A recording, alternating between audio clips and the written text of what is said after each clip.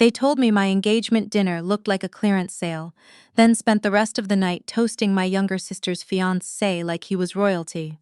What none of them knew was that the man sitting quietly beside me, the one they wouldn't even look at, owned half the skyline they bragged about living under. Growing up in Oakville, appearances were the only currency my parents understood. My mother, Eleanor, ironed the tablecloths before any guest arrived, even family. My father, Russell, measured a man's worth by his watch and his car, never by the way he treated people. I was the quiet one, the one who paid her own way through Western and never asked for a cent, while my sister Phoebe got the condo down payment, the European trip for her birthday, the constant praise. I told myself it didn't matter. I told myself a lot of things that weren't true back then. The dinner was at my parents' house, the good china out, the smell of my mother's roast chicken filling the kitchen like it always did on Sundays that mattered.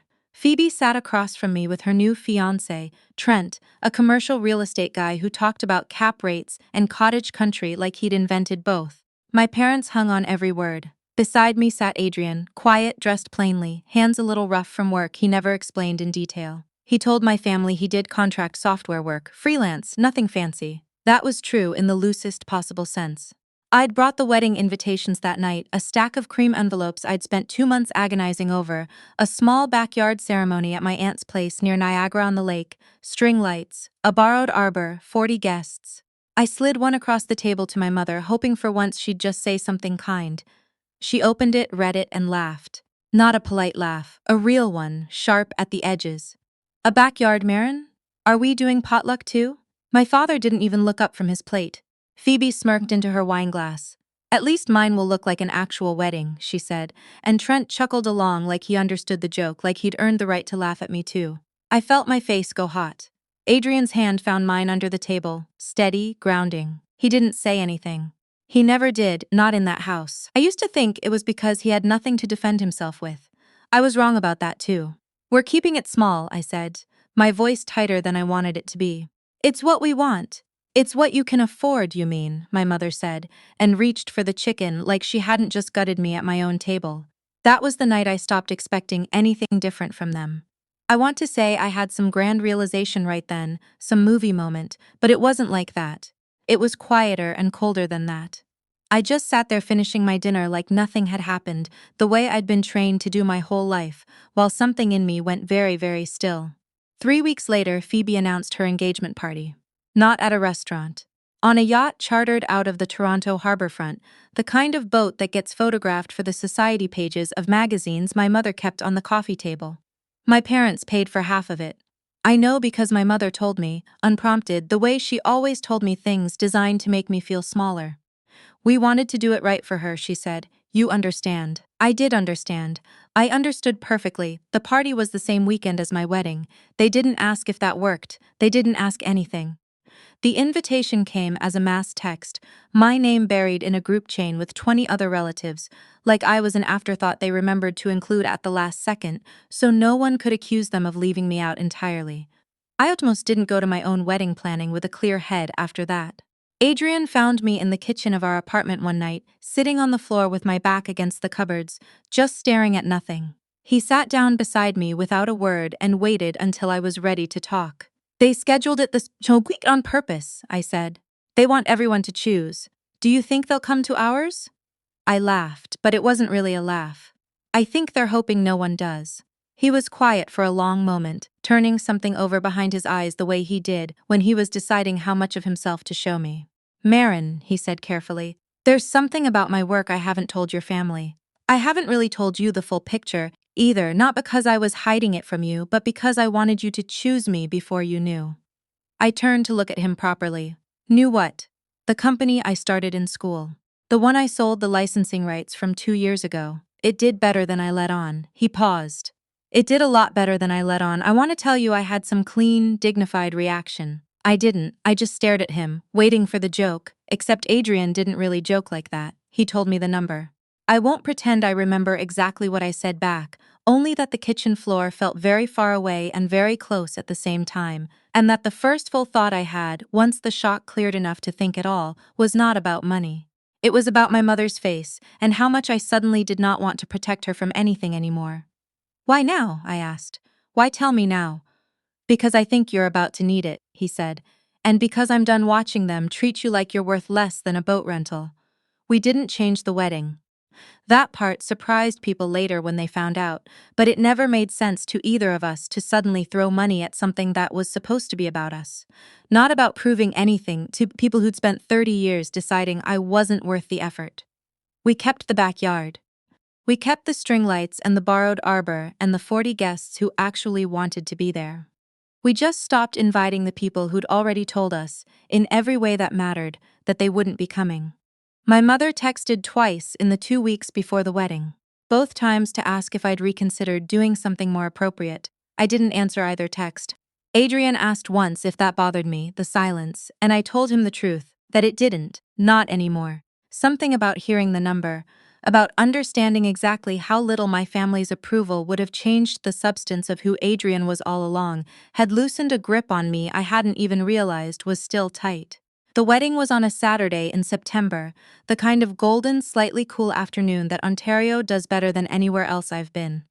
My aunt's backyard looked exactly the way I dreamed it would for 2 years, simple and warm and full of people who actually loved me. What none of our 40 guests fully understood, not even my own aunt, was who exactly was standing at the front of that aisle waiting for me, because Adrian had asked everyone close to him to keep it quiet for one more day. He wanted, he told me later, one last ordinary afternoon before the world found out. The world found out the next morning. Phoebe's yacht party had ended somewhere around midnight, from what I pieced together later, in a blur of champagne and a fairly public argument between Trent and one of his business partners, over a deal that had apparently gone sideways that same week, something involving misrepresented investor funds, the kind of thing that ends with lawyers and, in Trent's case, 2 officers waiting at the dock when the boat came in. It made the local news before noon. My mother called me crying, not about Trent, not really, but about how embarrassing it all was, how everyone would be talking, how she didn't know what they were going to do.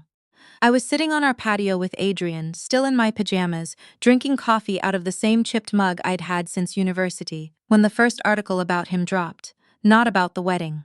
About a deal he'd quietly closed the week before, one that put his name, briefly in the business section of a national paper, the kind of profile that mentions net worth in passing the way other articles mention weather.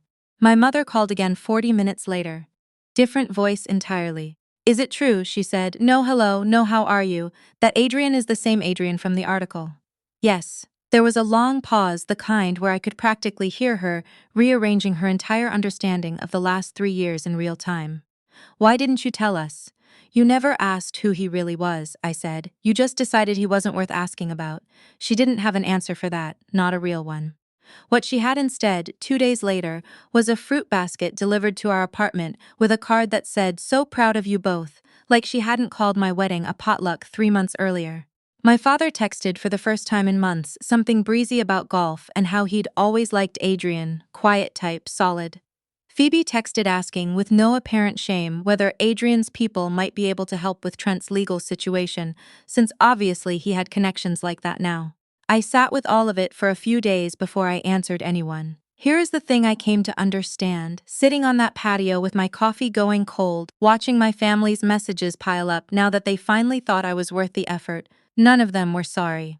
Not one message contained an actual apology for the dinner, for the yacht weekend scheduled to compete with my own wedding, for 30 years of treating me like the consolation prize in a family that only had room for one daughter at a time.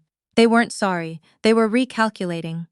I called my mother back eventually, because some habits take longer to break than others, and because some small part of me still wanted to give her the chance to surprise me. She didn't ask how I was. She asked when she could meet Adrian properly and whether we'd be doing a second, larger celebration now, something more suited to the situation. There isn't a bigger wedding coming, Mom, I said. The one we had was the real one, but surely now that people know what? That Adrian has money? He had the same character at your dinner table that he has now. You just couldn't see it because you were too busy deciding he wasn't worth looking at. She went quiet, and for one strange second I thought maybe this was it. Maybe she was finally going to say something true. Instead, she sighed, the put-upon sigh I'd been hearing my whole life, and said, I don't understand why you have to make everything so difficult, Marin. We're trying to be supportive. You're trying to be included, I said. There's a difference, and I think for the first time in my life, I actually get to choose. I didn't yell, I didn't list every dinner, every backhanded comment, every time she'd made me feel like an inconvenience in my own family. There didn't seem to be much point. Some people only understand the language of consequences, and I was done being the one who translated my pain into something palatable enough for them to finally hear. We didn't have a dramatic falling out after that, not in the way people probably expect from a story like this. There was no helicopter, no scene, no single cinematic moment where I turned and walked away in slow motion. It was quieter than that, and I think that's truer to how these things actually happen. I simply stopped showing up the way I always had. I stopped calling first, I stopped explaining myself. When my mother invited us to Thanksgiving, I said we already had plans, because we did with Adrian's family, who had spent 30 years asking him how his day was without needing a headline to justify the question. My mother still texts sometimes, usually around holidays, usually with some version of an invitation wrapped in just enough warmth to make it hard to say no outright. I've gotten better at saying no anyway. Adrian says it took him years to stop flinching every time he set a boundary, with people who raised him to believe love was something you had to constantly earn back. I'm getting there too, a little more each season. What I know now, sitting in a life I built without anyone's approval, is that the version of me who slid that invitation across the dinner table, hands shaking, still hoping for kindness, doesn't exist anymore. I don't think I miss her exactly. I think I'm just grateful she finally stopped waiting.